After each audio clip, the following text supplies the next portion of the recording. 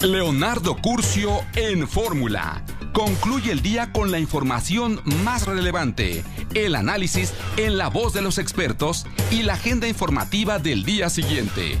Leonardo Curcio en Fórmula.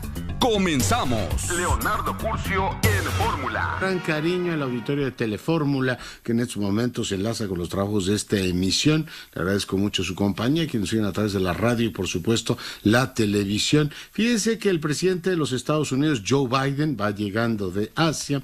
Él se enteró efectivamente de la tragedia que ha ocurrido en Uvalde, en Texas, muy cerca de la frontera con México. Los datos se están moviendo, pero la última estimación, estamos hablando de 21 muertos y 18 niños. El presidente de los Estados Unidos pregunta, en tono francamente de frustración, que no podemos hacer nada, no podemos evitar todas las tragedias, pero podemos evitar algo, podemos hacer algo y evitar este tipo de cosas. Y habló del chico, de que un joven de 18 años pueda comprar 2 armas de asalto. Es fatal. Los fabricantes llevan décadas, dice, haciendo publicidad e incrementando ventas. Yo creo que es un tema que se engancha también con la demanda estratégica que México ha planteado de la responsabilidad de las armas completas, ¿no? Es decir, no solo hay que encargarse de fabricarlas y de ponerlas en sitio de venta, encargarse, hacerse responsable del ciclo completo. Ahí lo está diciendo el presidente Biden, y es un asunto que la Cancillería mexicana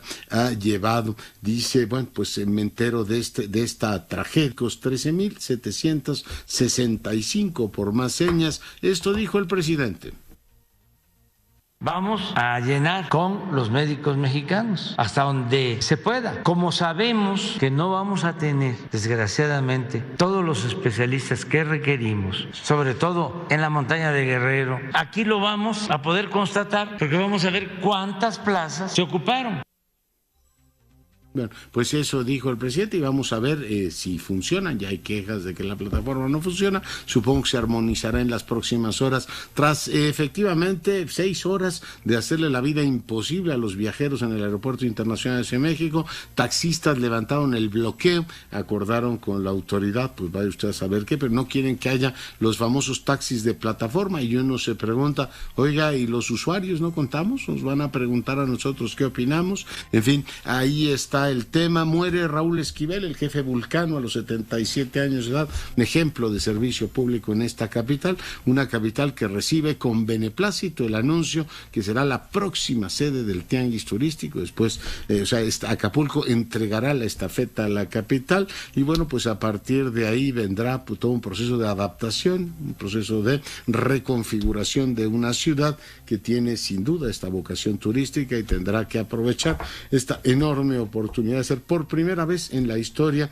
la sede del Tianguis Turístico. ¿Me permite que hagamos una breve pausa? Volvemos. Seguimos con la información. Hoy vi una, nota, un desplegado más bien de los 3 poderes de Jalisco, el gobernador, la oficina del Congreso y también el tribunal. Dice, ya basta, la Universidad de Guadalajara es de todos.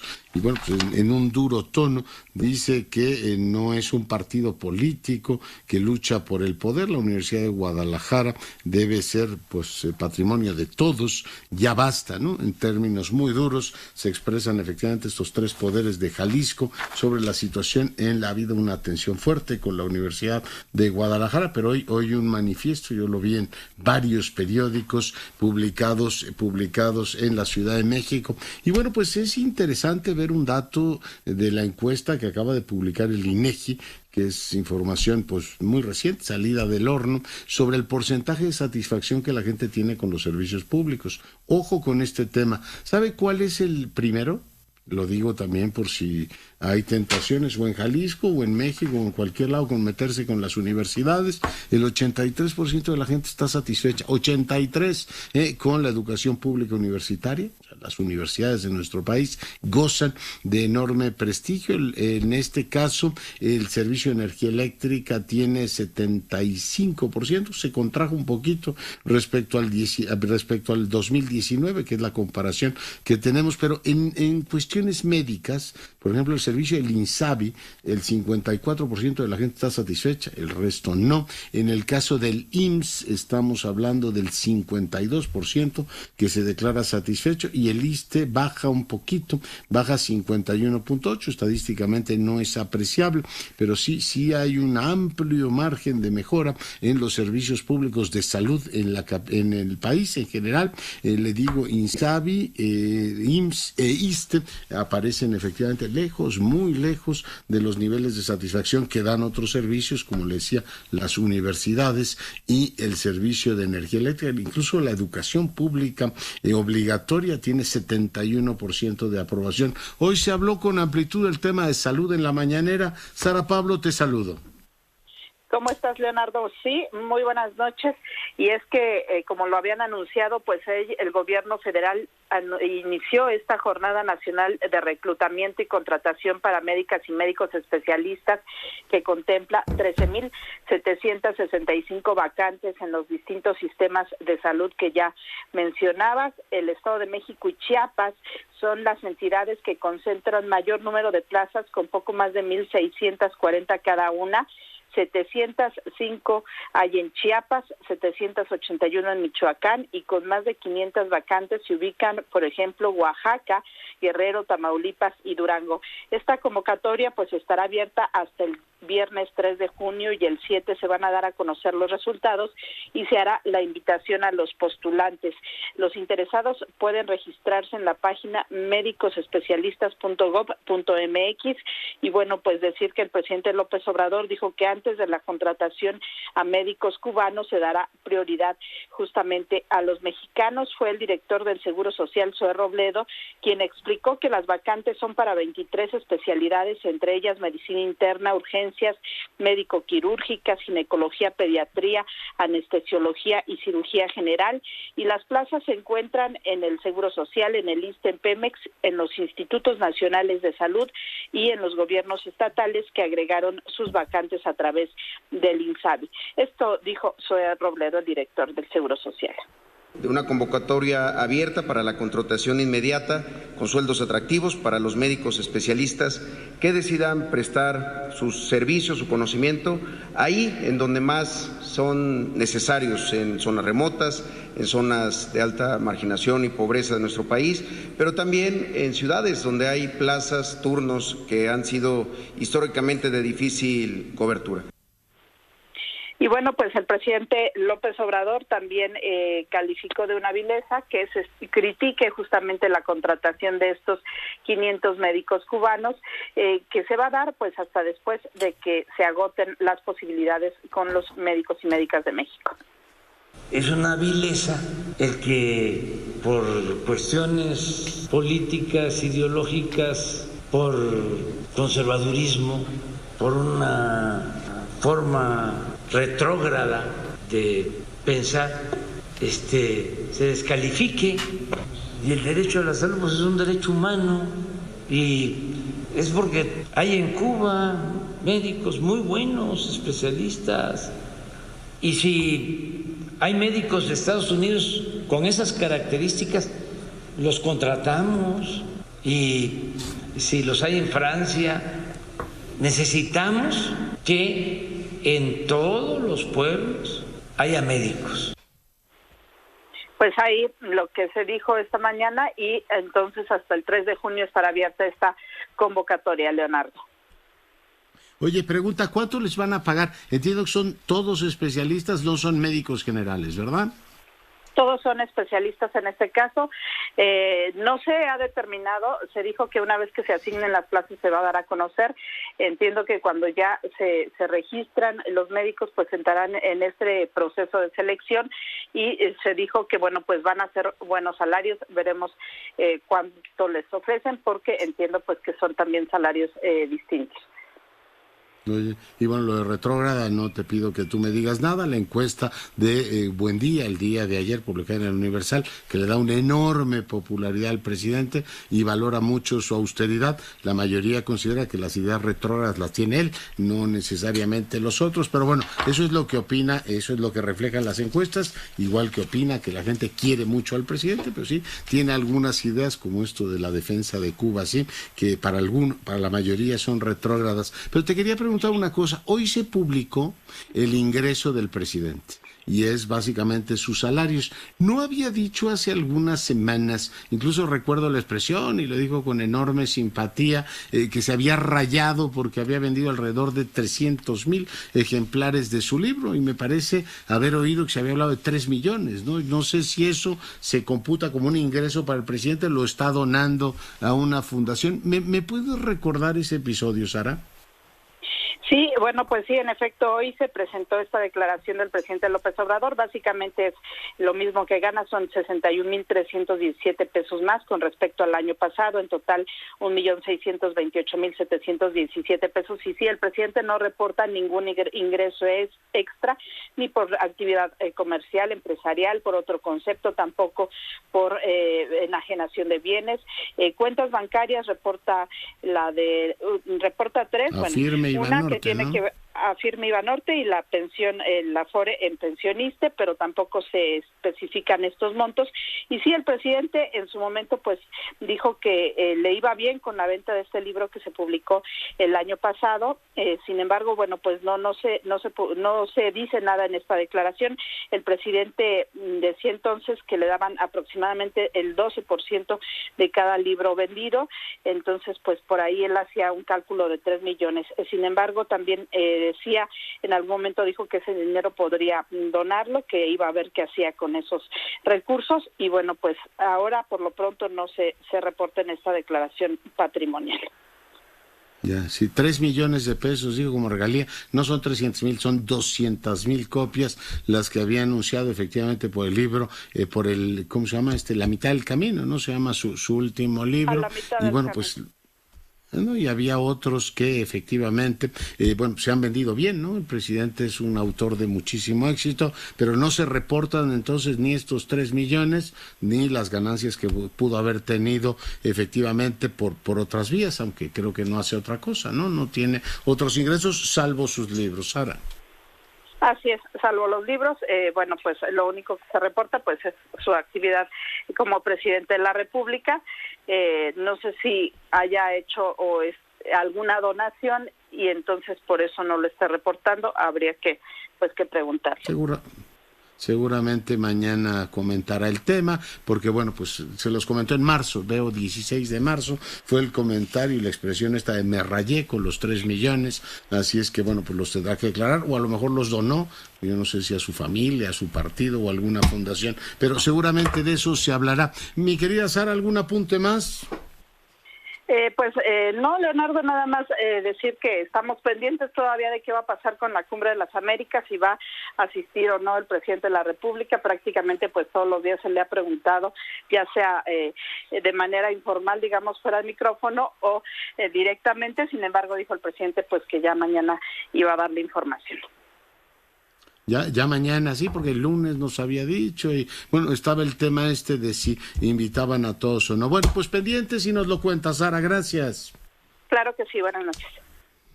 Por cierto, si a usted le gusta la política exterior y todos estos temas, le recomiendo ampliamente que vea el texto que publica Arturo Sarucán, embajador, lo publica además en la Brookings Institution, lo acabo de subir a mis redes sociales, si usted lo quiere ver. Es un texto interesante de cómo ha venido efectivamente el presidente jugando con este asunto de si va o no va, presidente que ha invocado los principios, que nadie se tiene por qué meter en la política de los otros, pero ahí estamos metidos nosotros en el centro de la política norteamericana, haciéndole un favor, como se había comentado ya hace algunas semanas, a los más extremos críticos de Biden, que no siente lo duro sino lo siguiente, ¿no? Ahora pues esta matanza allí en Texas, que se convertirá seguramente en los próximos días en otro calvario para un presidente que no sale de uno, y entre otro, ayer él mismo fue la nota con sus declaraciones sobre la protección a Taiwán, un tema también de primer poner orden. Pero bueno, hay muchos asuntos. Vamos ahora con Rocío Galván hasta la frontera. Leía que encontraron muchos kilos de fentanilo allá en Tijuana. Rocío, ¿qué novedades tenemos? Buenas noches. ¿Qué tal, Leonardo? Te saludo con mucho gusto. Te informo que pues los muertos por fentanilo, por sobredosis de fentanilo, no solamente son en Estados Unidos, sino también aquí en Tijuana. Ayer fueron localizados los cuerpos de 2 empleados de la construcción y la conclusión del forense fue que murieron a consecuencia de sobredosis de fentanilo.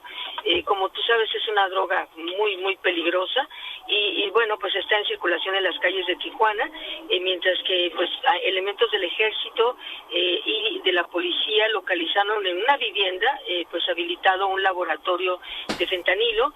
Estaban ya 37 kilos listos para comercializarse. Y bueno, esto ocurrió en un operativo en esta colonia que se llama Valle Verde de aquí de Tijuana. Es lo que tenemos la información, Leonardo. 37 kilos, no puedo imaginar lo que vale eso ya del lado norteamericano, pero supongo que una fortuna. Rocío, muchísimas gracias. A ti, hasta luego, que estés muy bien.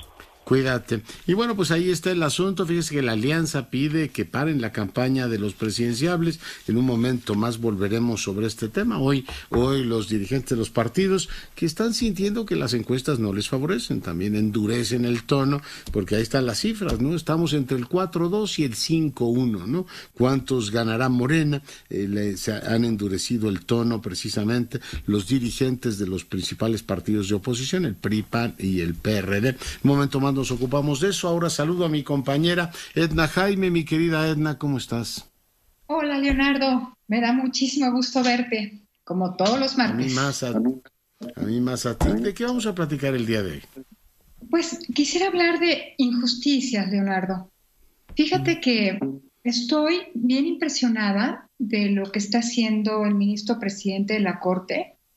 Algunos lo ven con cierto sospechosismo, a dónde se quiere ir, cuál es el juego político detrás. Yo pienso que independientemente de eso, está poniendo el dedo en la llaga.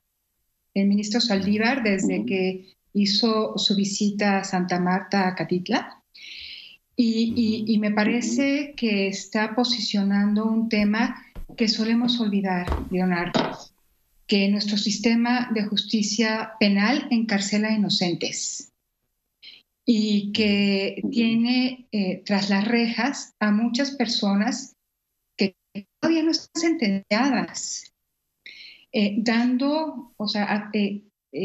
lastimando un derecho fundamental que es la presunción de inocencia. Entonces, me parece que su visita, lo que concluyó y las acciones que está anunciando son muy importantes. Me parece que un ministro presidente adopte esta bandera, se presente ante el público y trate de colocar el tema en la agenda pública, algo muy importante. Desde que se aprobó el cambio constitucional que amplía el catálogo de prisión preventiva oficiosa, o sea, desde que inició este gobierno, Leonardo, se ha incrementado de manera importante, casi 30%, las personas, los mexicanos, que han sido privados de su libertad sin haber tenido un juicio. O sea, casi 30% desde 2019 al 2021. Permíteme darte algunos datos. A mí me parecen escalofriantes, sobre todo desde el tema de género. A nivel agregado, 4 de cada 10 personas está privada de su libertad sin sentencia. Tlaxcala, por ejemplo, son 8 de cada 10 mujeres que están en prisión preventiva. 8 de cada 10 mujeres, Leonardo. 7 de cada 10 hombres. Voy a mencionar 3 estados. Tlaxcala, también 8 de cada 10 mujeres están privadas de su libertad sin sentencia, sin haber tenido un juicio. 7 de cada 10 hombres. Jalisco, 79, casi 80% también, privadas de la libertad, mujeres sin sentencia, 21 con sentencia. 66, 60 y 40 en caso de hombres. Oaxaca, 80% de las mujeres internas en prisiones están en proceso, Leonardo. Eso es una cosa escandalosa.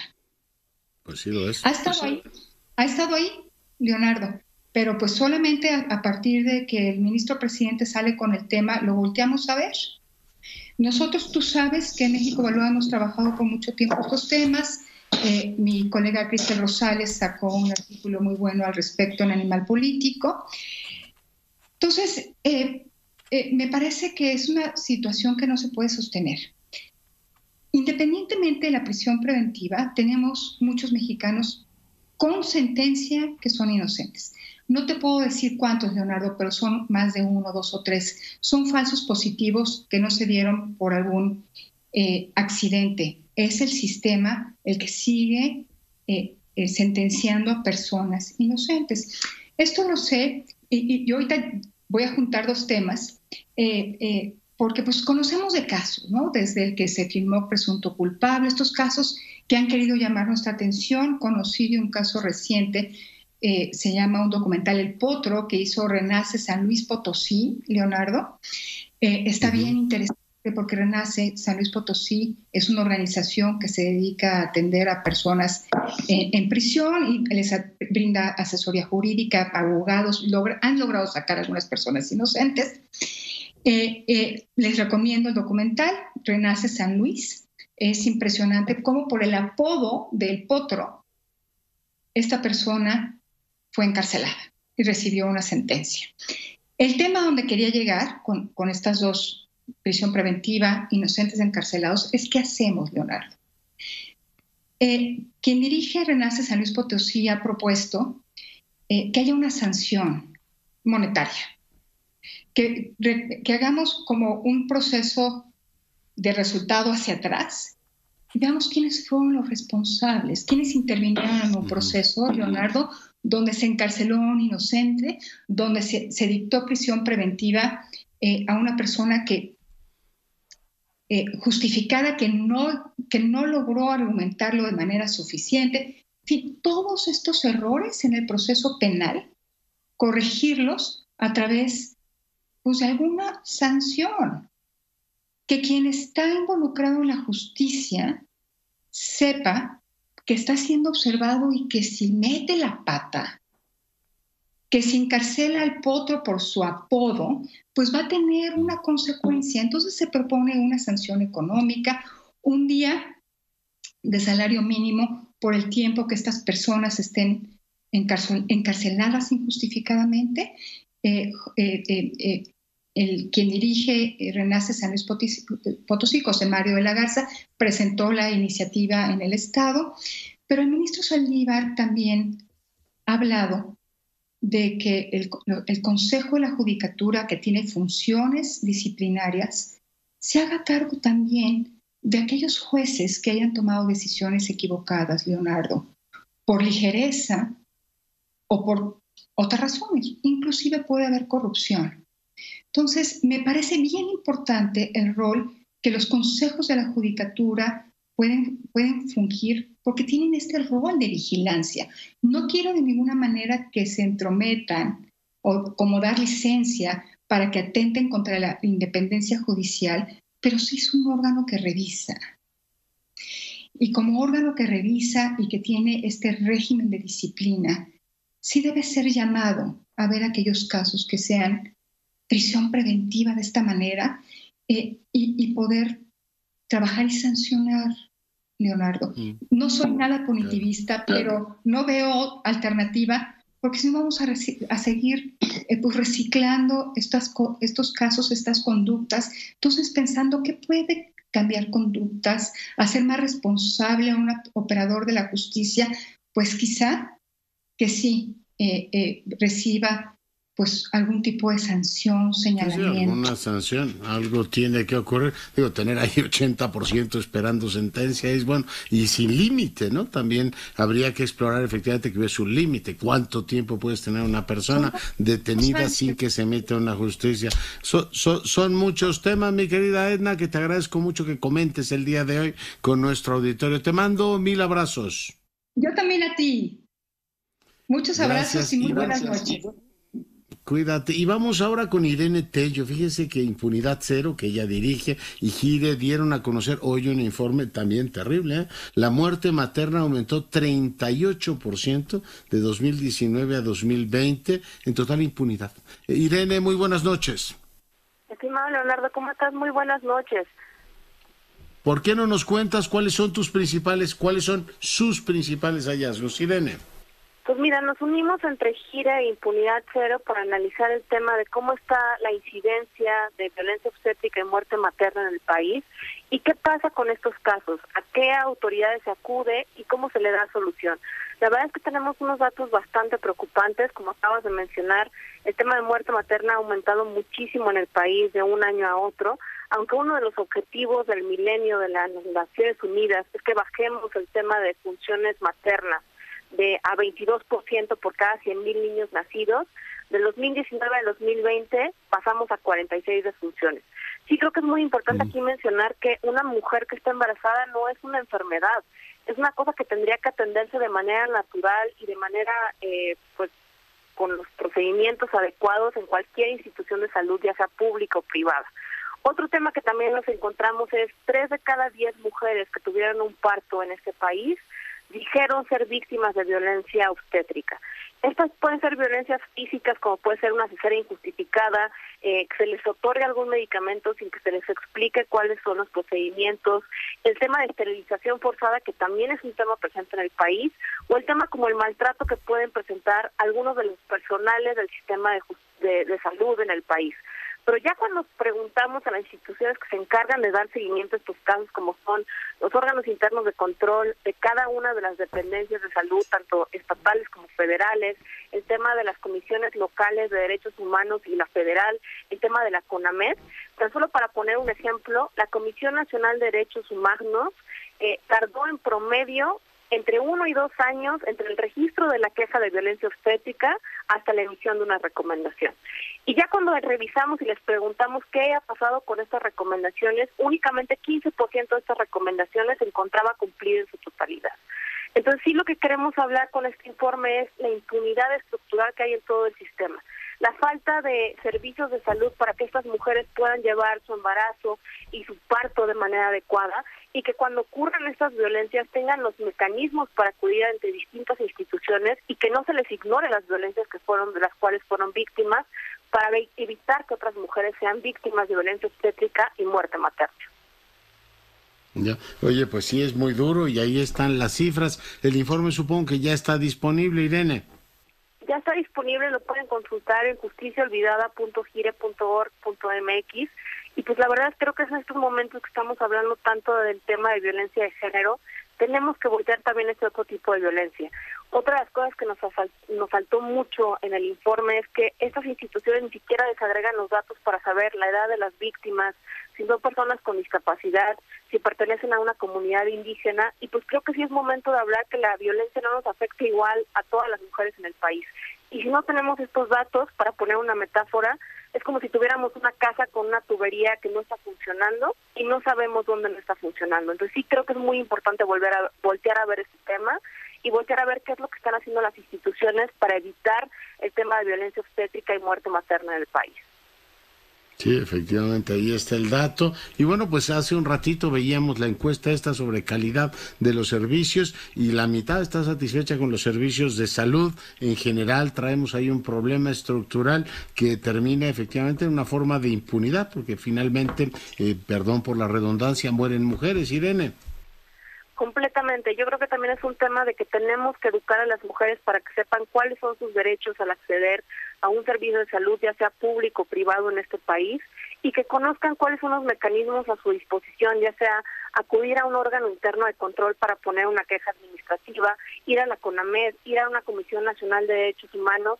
Sí creemos que tenemos que hacer un gran esfuerzo no solamente por arreglar el problema estructural, sino explicar a estas mujeres cuáles son sus derechos y qué pueden hacer ante casos de violencia obstétrica y desgraciadamente a los familiares cuando pasa una muerte materna. Muy bien, pues te agradezco mucho que hayas estado esta noche con nosotros. Muchísimas gracias a ustedes, Leonardo. Muy buenas noches.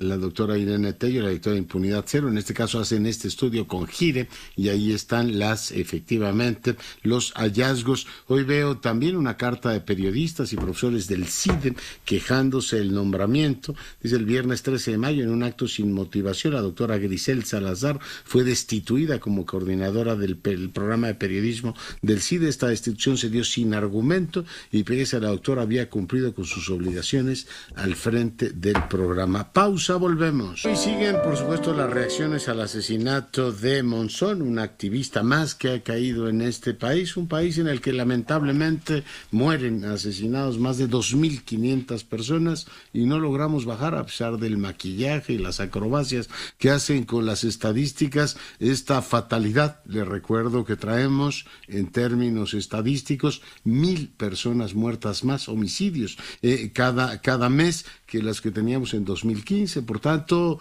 pues seguimos agregando a la tragedia nacional muertos y más muertos en una situación ciertamente que inquieta, porque mueren periodistas, porque mueren activistas y porque mueren seres humanos en cantidades que no deberían efectivamente darse. Yo le agradezco mucho al poeta Javier Sicil, autor de un libro estrujante como El Deshabitado, que el día de hoy nos acompañe. Poeta, bienvenido. Leonardo, buenas noches al auditorio, muchas gracias por la invitación. Pues estamos un privilegio siempre recibirte, poeta. Pues sigue la tragedia nacional, este país es un camposanto. Pues ojalá fuera un camposanto, es un campo de fosas. Cementerio. Es un cementerio y fosas clandestinas, fosas de las fiscalías, pues una cosa que no carece de nombre, pues ya, ¿no? Ojalá fuera un cementerio donde se pudiera honrar a los muertos, ¿no? Aquí son víctimas de la desaparición, del asesinato, de la crueldad, de la maldad, ¿no? No hay otro nombre para definir esta terrible situación que se ha ahondado, ¿no? Que llevamos ya con ella casi 2 décadas, ¿no? Cada vez aumenta más, cada vez es peor. Por desgracia, el gobierno que tenemos no quiere reconocer la deuda que tiene con esto, ¿no? Con esta tragedia, ¿no? Yo no sé si sea un recurso psicológico, poeta, si los colectivos tengan estas mismas reacciones que las personas, un poco disfuncional de negar ciertas cosas. En lo que va de esta administración llevamos 120,000 homicidios y tenemos ni más ni menos que 100,000 desaparecidos. Y yo tengo la impresión de que la conversación pública fluye o va de una pradera a otra sin concentrarnos en lo fundamental. Poeta. Sí, por desgracia, Leonardo, no sé, no es un asunto psicológico, no, que ya llegamos a un grado grave de perversidad por parte de las autoridades, y se puede llamar autoridades o gobierno con las cifras de horror que tiene, no puede llamarse gobierno, pero bueno, digamos este gobierno, y por otro, que se han logrado instalar una especie de indiferencia. Seguimos tocando el asunto como si fueran notas rojas, ¿no? No un problema estructural que hay que enfrentar. Ese ha sido siempre nuestro punto de vista, como prioridad nacional, en una unidad nacional con las partes todavía sanas y moralmente resistentes, ¿no? Y sacarlo adelante, ¿no? Estamos ahí distraídos con idioteces graves y que serían importantes si estuviéramos realmente en un país en paz y democrático, como el aeropuerto, como la refinería, ¿no? Se vuelven banales frente a la tragedia, ¿no? Y entonces del lado del gobierno hay una gran perversidad y del lado de nosotros esa perversidad está golpeando, creando una absoluta indiferencia, ¿no? Casi una indiferencia y un trato así, nada más cuando aparece un crimen que desborda la conciencia, la cotidianidad, pues ponemos atención, ¿no? Y esto es terrible. Como el de Monzón, por ejemplo. Como el de Monzón, por ejemplo, ¿no?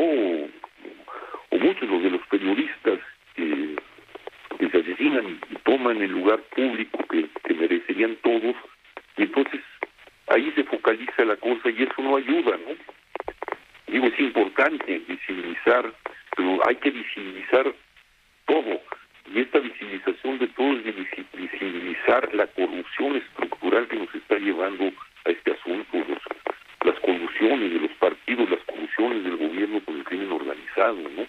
La forma de allegarse recursos a través de eso y de mantener el poder a través de eso, ¿no? Ese es el problema fundamental, y a partir de ese problema fundamental empezar a hacer justicia y a hacer verdad y a tratar de paliar y detener este asunto, ¿no? Lo que pasa es que frente a la tragedia uno no ve la reacción de compadecer, es decir, padecer con los otros, empezando por reconocer a las víctimas, decir, yo estoy con ustedes, yo estoy sufriendo con ustedes, tampoco una asunción de responsabilidades, por mil razones ve uno ahí que le quieren echar la culpa a otros gobiernos, que sin duda su responsabilidad tendrán, pero no hay esta actitud de decir, a ver, este problemón es mío, yo soy el responsable de esto, y mucho menos ve uno una voluntad de frenarlo como prioridad. Están más atentos de la sucesión presidencial del 24, todo el mundo jugando ahí al titiritero poeta, en vez de estar pendientes de un tema tan delicado como el que comentamos. Sí, por desgracia, ¿no? Creo que estamos viviendo lo que Hannah Arendt escribió muy bien en el juicio de Eichmann, cuando vio a Eichmann, este terrible hombre, en su juicio, y lo define como un hombre banal, ¿no? Un hombre simple, y denomina esta cuestión, esta relación con el crimen y la actitud banal como la banalidad del mal, ¿no? México está lleno, y sus gobernantes están llenos de una profunda banalidad del mal, ¿no? Que sobrecoge, ¿no? A mí me sobrecoge mucho, ¿no? Como si el mal fuese de los otros.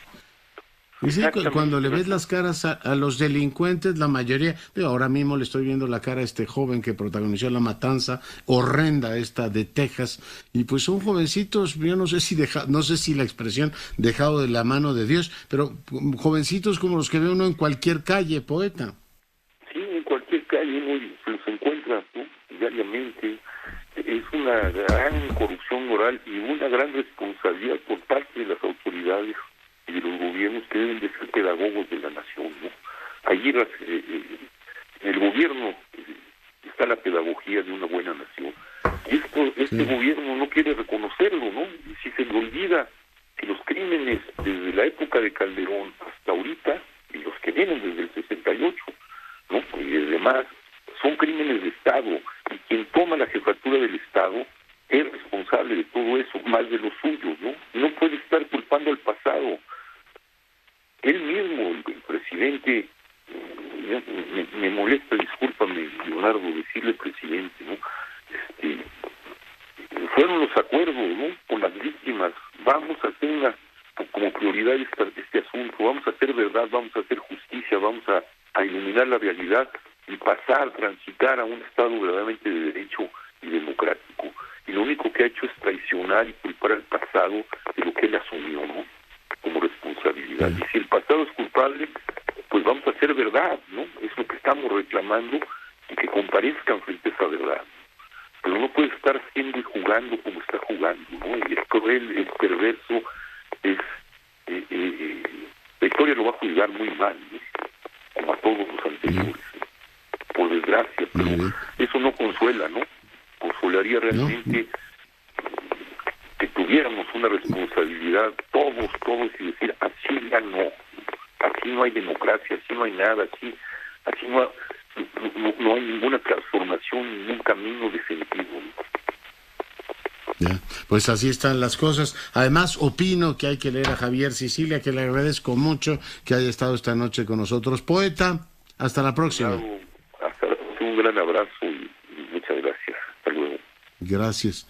El poeta Javier Sicilia, autor del libro, entre otros, El Deshabitado, que vale mucho la pena leer. Hoy platicando con usted, Maru Rojas, adelante. La Alianza Va por México, doctor, sigue firme, no solo en lo electoral y legislativo. Ahora hasta sus dirigentes nacionales se uniforman para dar los mensajes juntos. Hoy al mediodía denunciaron una campaña orquestada desde la Secretaría de Gobernación, además desde Palacio Nacional, pero sobre todo ven la protección del crimen organizado y de la línea y venia de Adán Augusto López. Esto lo dijo Marco Cortés, dirigente nacional del PAN, quien centró sus denuncias en los presidenciables Marcelo Ebrard y Claudia Sheinbaum. Él dijo que en lugar de pedir el voto cada fin de semana en las entidades donde se apropian de las campañas como su contienda personal entre ellos, cuando hoy deben pedir perdón por las muertes de la línea 12, en la que los dos están involucrados, perjudicando la vida diaria de millones. Pero también añadió esto. Por el presunto recurso del narcotráfico, del crimen organizado, del huachicol en las campañas de Morena. Recordarán que fuimos los 3 dirigentes a la OEA, a la Comisión Interamericana de los Derechos Humanos, a presentar una relatoría de hechos. Se presentó en la Fiscalía General de la República. Y amigas y amigos, es una pena que el gobierno simplemente no diga nada, no responda, no investigue y le dé una protección de impunidad a todas sus candidatas y candidatos impresentables, así como a todas sus corcholatas. Su homólogo del PRD, Jesús Zambrano, lamenta que hoy vemos cómo se concreta la peor descomposición de un Estado fallido, una narcodictadura que se refleja ya en todo el país. Tamaulipas, Quintana Roo e Hidalgo no pueden ocultar la intervención abierta del crimen organizado que junto con el gobierno federal actúan desesperados, sobre todo desde Palacio, así lo dijo. Mandar al carajo todo, mandar al carajo las instituciones y mandar al carajo el Estado de Derecho y mandar al carajo a los que piensan de manera diferente que él o que opinamos de manera distinta de lo que él piensa, es lo que tanto criticó.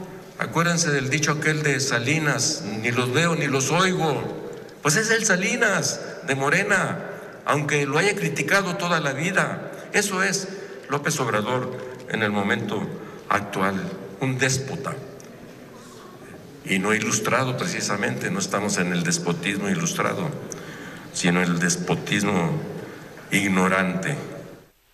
Y pues estas elecciones ya no pueden ser consideradas como democráticas, por eso Alejandro Moreno Cárdenas pide la intervención de las instancias internacionales ante las que el PRD, el PAN y ahora el PRI han presentado ya las denuncias. Él lleva un conteo más firme y hoy presentó 20 denuncias ante el INE porque los 17 gobernadores de Morena están interviniendo en estas campañas con recursos de cada entidad, además de 3 funcionarios públicos que debían estar atendiendo sus despachos, como son el secretario de Gobernación, la jefa de gobierno Claudia Sheinbaum y el canciller Marcelo Ebrard. Por ello, él insiste, no se van a distraer en lo que hoy Laida Sansores está demostrando como audios, dice él, amañados, que están editados y que no tienen nada que ver con la inocencia que él pregona. Así lo dijo.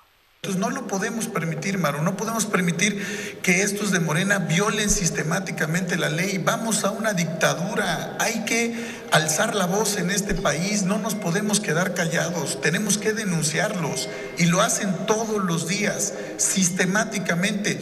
Se burlan de la autoridad electoral y de la ley. Hubieron resoluciones la semana pasada y todavía de manera cínica asistieron a los actos de campaña en esta semana y están metidos utilizando la infraestructura del gobierno de la República. Entonces, verdaderamente esto es preocupante. Por eso hacemos un llamado también a la comunidad internacional para que vengan a México, para que observen las elecciones, para que denunciemos lo que está ocurriendo en nuestro país.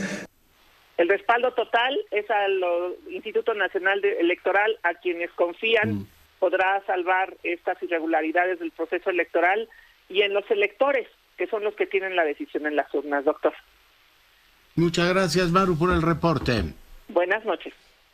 Cuídate mucho. Y 2 cosas. 1, estaba muy bueno el texto hoy de Javier Tejado sobre este tema. 2, yo creo que el discurso de los dirigentes de los partidos ya huele a derrota total. O sea, los datos no les son en absoluto favorables y se están, como dice el refrán, curando en salud, ¿no? Ya están con todos estos discursos post, por supuesto, electorales, de que el narco, tal, lo usaron hace tiempo, así es que sí, huele a que no funcionaron las en este caso, candidaturas, o la gente sigue votando por Morena por las razones que usted quiera, pero el discurso, espero que usted esté de acuerdo conmigo, y si no, hágamelo saber precisamente en las redes sociales. Sí huele ya derrota reconocida antes, ¿no? Aquí estamos ante una dictadura y todo lo demás, cuando, bueno, pues buena parte de esos estados los gobiernan ellos, Digo, el PRI está a punto de tener una derrota macro en Hidalgo y en Oaxaca, estados que gobiernan ellos. Le recuerdo que Carlos Joaquín y el gobernador de Durango, son producto de las coaliciones, estas opositoras en su momento, y luego por los otros son Aguascalientes y Tamaulipas, panistas, así es que sí está difícil ir repartiendo tantas culpas. Yo claramente veo que el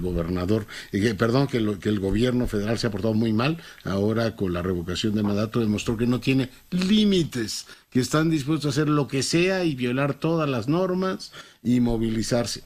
¿Quién les va a poner un alto a eso? Esa es una buena pregunta que hacía Javier Tejado, pero bueno, en este caso el discurso de los partidos opositores sí suena a derrota previa. Bueno, dejo ese tema. Si usted nos acaba de sintonizar, quiero decirle que ya habló Joe Biden. Vamos a poner un fragmento, por favor, Sandra, de lo que dijo. Está en lengua inglesa, pero usted entenderá el dolor de un hombre, en este caso el presidente de los Estados Unidos, haciéndose una pregunta absolutamente fundamental: ¿cuándo vamos a enfrentar el lobby de las armas? ¿Por qué ocurre esto en los Estados Unidos? Estamos hablando de 21 muertos, la cifra está variando, pero 21 muertos, 18 de ellos niños, y en este caso también la muerte de la abuela. O sea, el muchacho mató primero a la abuela y después se fue a la escuela, como nos comentaba Eduardo Campos. Esto es lo que dijo el presidente Biden.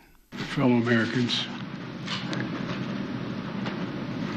I had hoped when I became president I would not have to do this again. Another massacre, Uvalde, Texas, an elementary school, beautiful, innocent, second, third, fourth graders. And how many schools, la masacre en la escuela, hace toda la descripción. Escuche. See their friends die as if they're on a battlefield, for God's sake.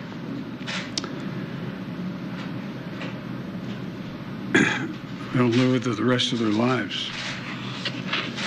There's a lot we don't know yet. There's a lot we do know. The parents who will never see their child again, never have them jump in bed and cuddle with them. Parents will never be the same. To lose a child is like having a piece of your soul ripped away. There's a hollowness in your chest. You feel like you're being sucked into it.